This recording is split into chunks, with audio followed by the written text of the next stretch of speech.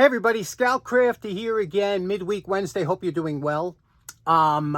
Monday's video went out a little bit earlier. Sorry about that. I was in the middle of editing in the middle of the night and it went public.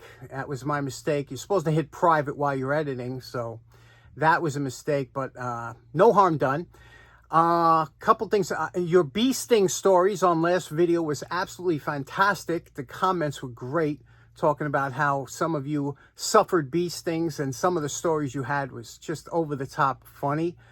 Let's see. Also, we had a poor man's flea market this week. We're going to get to that first. You know, it's, of course, there's a couple things, but that same house where I got the cast iron pot and the buckets of nails, look what I found last night. Now, for those of you in the warmer hemisphere, you might not realize what this, or have ever used one of these. This is a flexible flyer sled.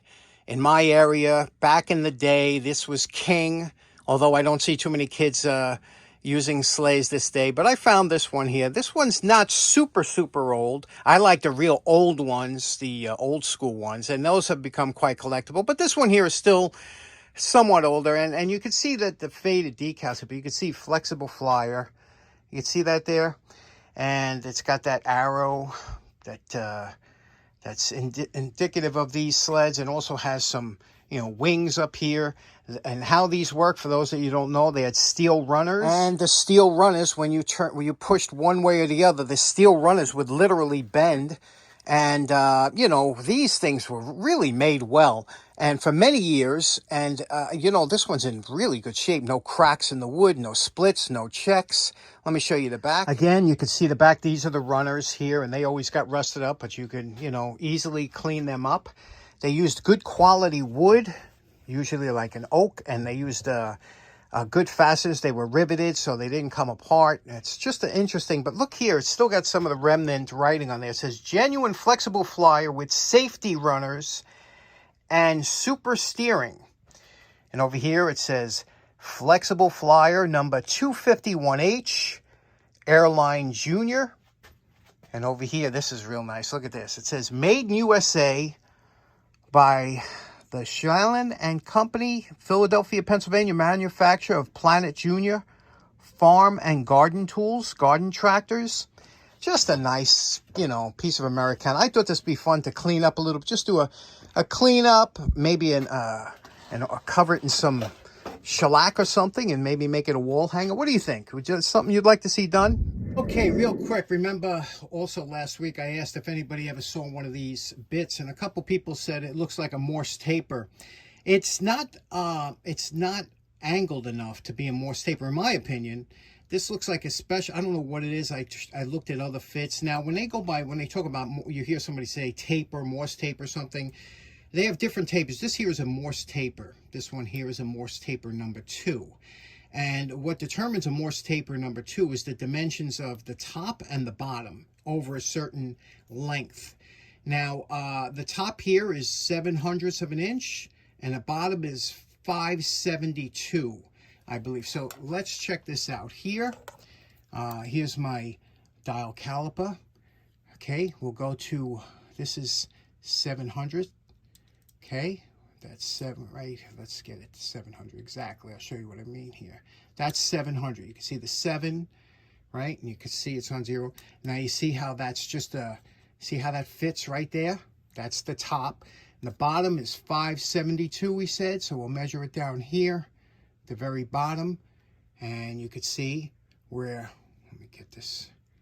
We're right at 5/72. Do you see? So that's how you determine that. Now, this one here, I measured the top and bottom, nowhere near any of the tapers, even Morse Taper 0. And look how shallow that taper is. Can you see that with the light in the background? It's a very shallow, but it is a taper. That's why I was wondering. I was just wondering if you knew what that was for. It also has a cone at the end, so it wasn't like somebody cut it off. They're all like that. Maybe it's for a specialty. I was hoping it would be a Morse Taper 0 or 1, but it's not, nowhere near the measurements. Anyway, just still trying to keep an eye on what this is, or what's used for. Okay, next up, something a little bit different here. I don't know if you've ever seen this before. You ever seen one of these before? Take a look at it. Tell me what you think it is. Strange looking, right?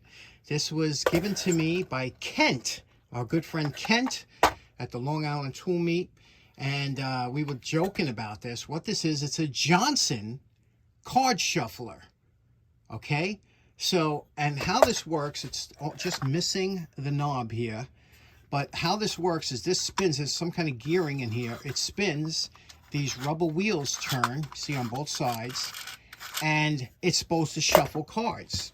So I said to Kent, I said, do you think does this work? I don't know if this would even work. He's like, I don't know. It just needs a knob here, you know, a spinning knob.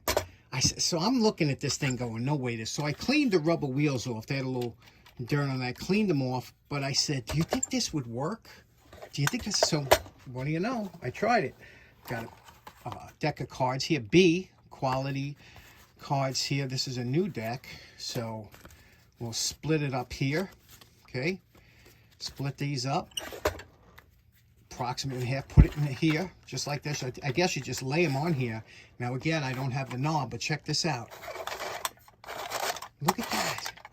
It actually works. It's shuffling the cards. It would work better if I had a knob.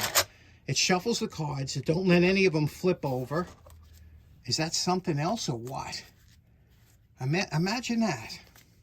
So, what do you say? You want to take this apart, see if we can get it to work real good? Okay, here's the gear setup. You can see here, it's just a simple setup. And this comes off here. And these are the rollers. These gears are pressed on, so I'm not going to try and mess with that. I'll just clean around. But what I wanted to do is I wanted to keep all these parts original, including the paint. So even though there's some, you know, little bits of rust coming through, I wanted to see if I can't just it's number 7 polishing compound, get those out and keep it original, and put it back together. You can see what it looks like there. It just needs a good polishing. I think we can save the paint. And there's only 2 types of screws, the basic ones here, and then we have to make the handle. And to make the handle, there was a nut that just fell. Okay, I found it. So it was just this screw, because it's a different one than the rest of them.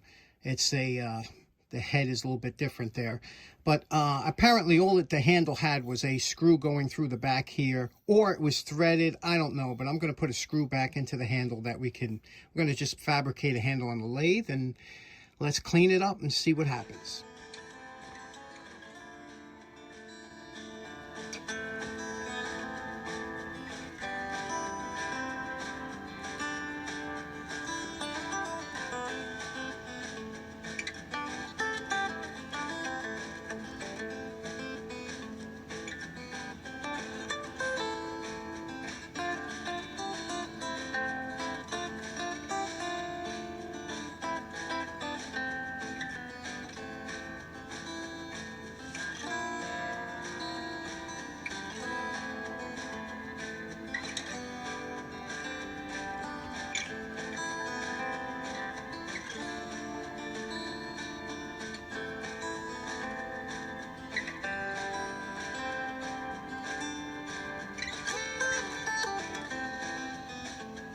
And we're calling this project done. You can see we just did a cleanup, got rid of all the rust, you know, all the rust on the screws, took everything, lubricated everything, straightened everything out, and made across a little handle here.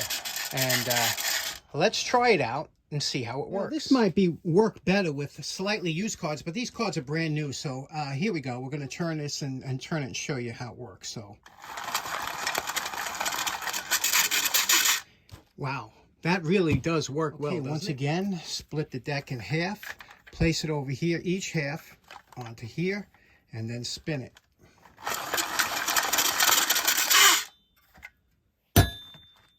Shuffled. Very interesting. I can't believe it works as well as it does. You remember back in the day when magic was a big thing? Magic was, especially, you got to understand something. Now with the advent of video and filming, you know, there's so many things that can be done through editing, you know, so it takes away the wonderment of magic. But when you see a good magic trick in person, you say, wow, how did they do that? That's just amazing. And there are some fantastic magicians out there. And but it was big back in the day. In fact, so big that they had guys like Doug Henning, some of these magicians. There was a bit of a quirky group. And they would have specials on television that, you know, like hour-long specials where they would make entire bridges and stuff. But it's different. It's different when you see it on TV and video because, you know with editing what you can do. But when you see a good magic trick in person, boy, I'll tell you, it's great. Okay, a little magic time. Say when. Say when. Okay, Jack of clubs. Whoa. Say when. Okay, 3 of diamonds. Whoa.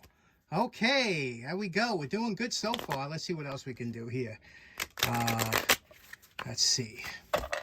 Say when. Okay, 9 of diamonds. Holy cow. Okay, so in closing, special thanks to Kent for the card shuffle that both of us weren't sure if it would work. I was like, I don't know if this thing's going to work, Kent. It just looks kind of... It does. It works good. But I don't know if you're going to save any time, you know. Real card players are good shufflers. You know, that's the whole art of playing cards is getting good at shuffling. And, you know, who wants... That's good, I guess, if you're, you know, you're playing with some older people and you're too busy dropping cards on the floor to let Grandpa shuffle. So you just throw it in that machine. Anyway, thanks so much for tuning in. Hope you have a great day. Take care now. Bye-bye.